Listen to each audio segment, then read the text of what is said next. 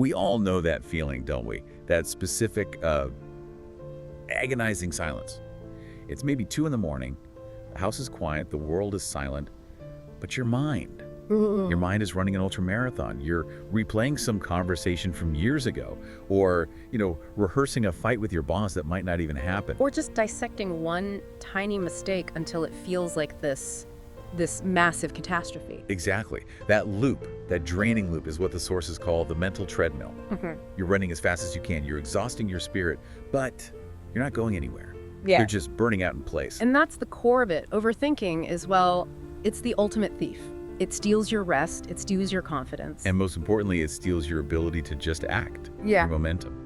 So our mission for this deep dive isn't just to talk about the loop, it's to find the exit door. We're digging into the resources you shared with us to find concrete, actionable ways to turn all that mental noise into clarity. And paralysis into progress. Yeah. And we're going to structure this really carefully because to get free, you first have to understand the cage, So we'll start with why the brain even does this, and then we'll jump straight into the techniques, real, structured things you can do to switch from spiraling to solving. Okay, let's do it. Let's unpack that first idea, which I found so counterintuitive. The idea that your brain isn't trying to hurt you. It's actually trying to keep you safe, like an overzealous security guard. That's a perfect analogy. Yeah. Before we label ourselves chronic worriers, we have to see that overthinking is fundamentally a survival mechanism. Yeah. It's just gone wrong.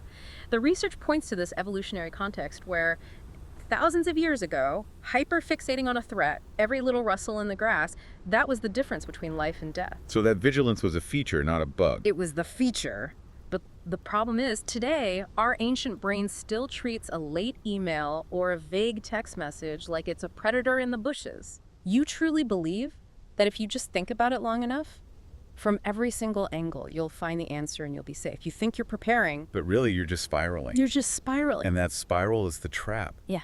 So to get out, we have to know the difference between real problem solving and just rumination. How do we tell which one we're doing? Okay, this is the core piece of knowledge right here. Problem solving has a destination. It's a journey that, it ends in a decision, even if that decision is just, I need more info. It moves forward. It moves forward. Rumination, on the other hand, is a circle. It's the same thoughts, same fears over and over. And the sources gave a very clear rule of thumb here.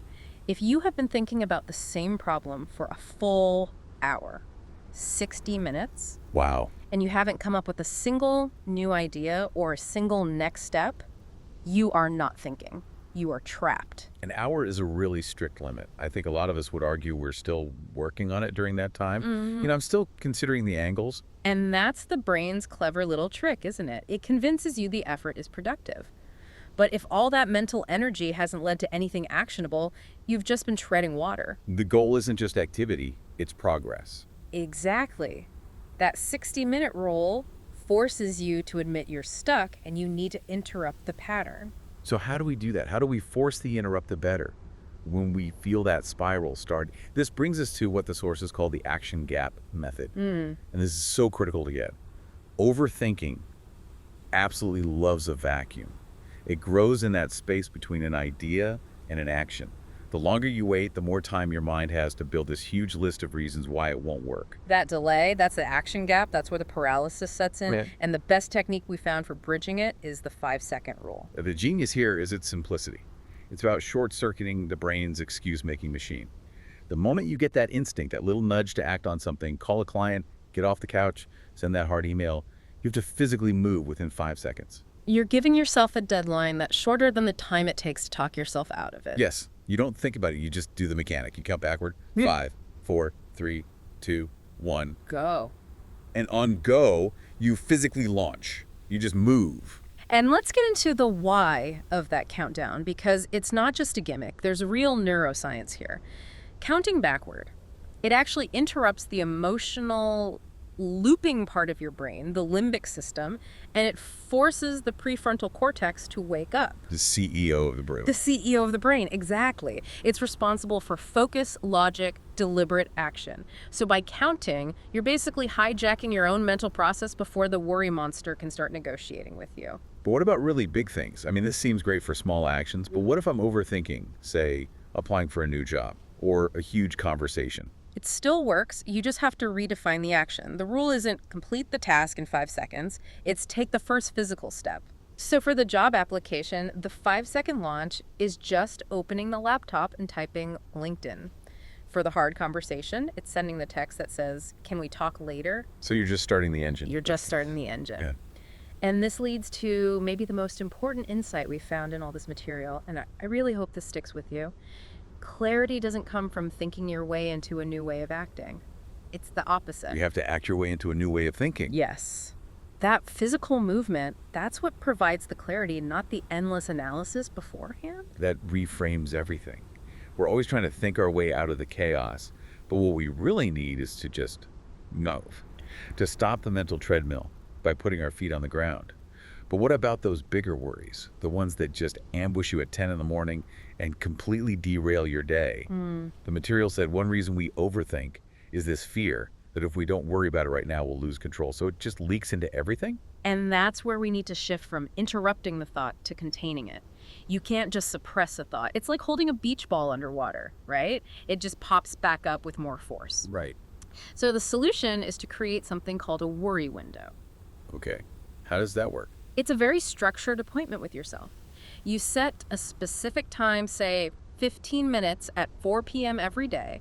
And during that window, you are not just allowed to overthink, you are encouraged to.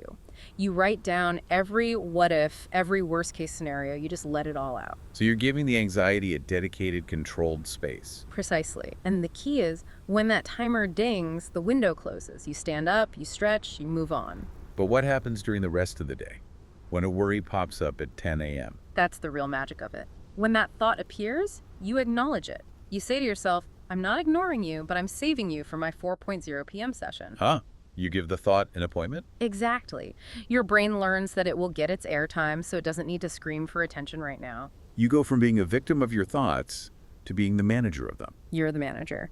And a quick bonus point from the sources, just the act of writing a worry down robs it of about half its power. It's not cycling in your head anymore. That makes so much sense. And it connects perfectly to the next mental shift, which is becoming the observer. I think so much of our suffering comes from believing that we are our thoughts. If I have a worried thought, then I am a worried person. And that belief is the source of so much pain. The shift is about separating your identity from that mental noise. And there's this beautiful analogy we pulled from the material. You are not the storm, you are the sky. Oh, I like that. Think about it, right?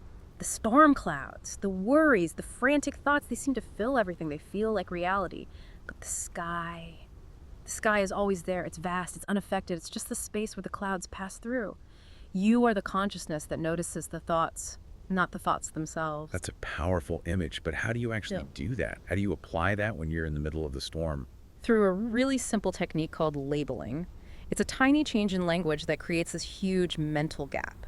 So instead of saying, I am a failure, you step back and say, I notice I am having a thought about being a failure. I notice I'm having a thought, or I'm observing a feeling of fear.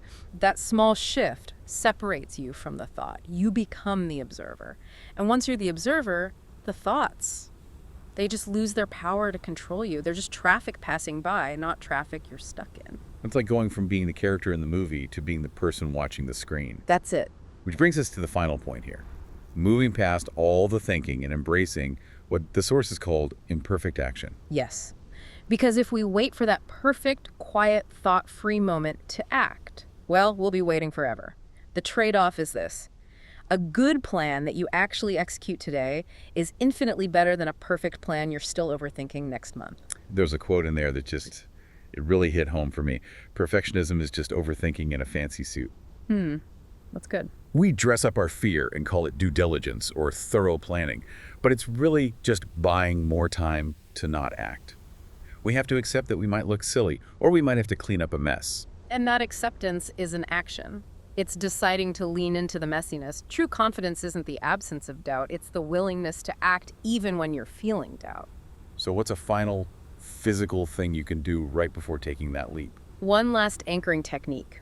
Just take a deep, intentional breath and feel the weight of your feet on the floor. It sounds so simple, but that physical act grounds you in the present. It reminds you that while your mind is spinning, your body is here, stable. Okay? So if we look back at the toolkit we've built here, you now know how to spot rumination versus problem solving. You have the 5-second rule to hijack your brain into action. You can contain the chaos with worry windows. And you can separate yourself from the noise by becoming the observer. You have the tools. The diagnosis is clear.